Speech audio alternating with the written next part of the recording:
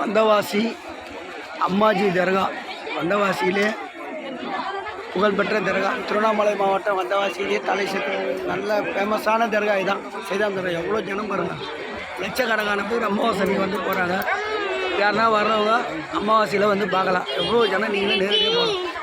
எவ்வளோ வாகனம்.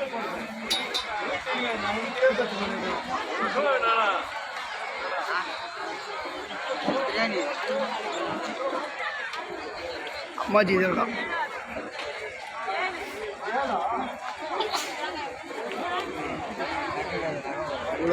எவ்வளோ ஜனம்.